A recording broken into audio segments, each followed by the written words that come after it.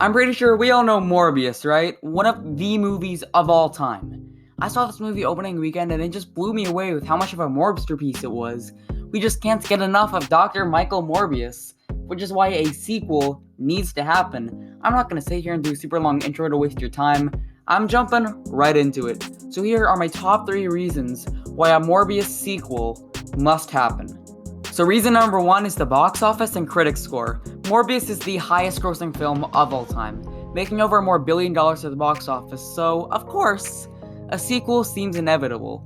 The movie was in fact a Morbster piece, and the critics seem to agree, with both a 100% from the critics and audience scores. Morbius is here breaking records, and has ultimately become the peak of cinema. No movie will ever surpass it, except, you guessed it, a sequel. If Morbius was to get a sequel, that would be the only chance for a movie of the same quality to ever exist. Second reason why we need a Morbius sequel is we need a Milo and Bully Maguire dance-off. Everyone knows the iconic scene where Milo dances to some pretty amazing music while combing his hair and getting dressed. Reminds me a little bit of another Spider-Man character with a thing for dancing. The one, the only, Bully Maguire. If you thought Michael Jackson was the greatest dancer of all time, you clearly haven't seen Milo and Bully Maguire, as these two just knock it out of the park.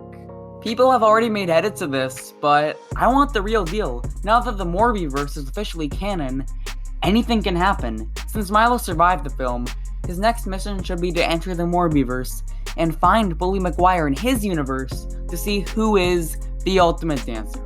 It could be like that dance battle from Despicable Me 3, where they even have weapons and are just trying to kill each other. I want to know who is the better dancer, Bully Maguire or Milo. Only a sequel could ever answer this question. And now the third and most important reason for a Morbius sequel is more Morbin time. Now since you're watching this video, you obviously remember that insane ending where Dr. Michael Morbius entered the Morbiverse. I was in so much shock when it was revealed that Shrek himself was controlling the entire Morbiverse and was behind everything the whole time. And I think we all cried of joy when Morbius finally defeated him and took the throne for himself. And then Morbius said the line, it's Morbin time.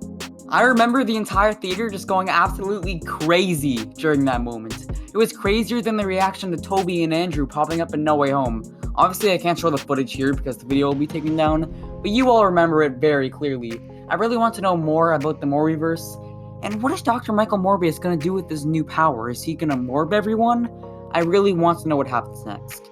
On the topic of upcoming movies, did you know there's a Winnie the Pooh horror movie arriving later this year? I know, I was shocked too when I first heard about it.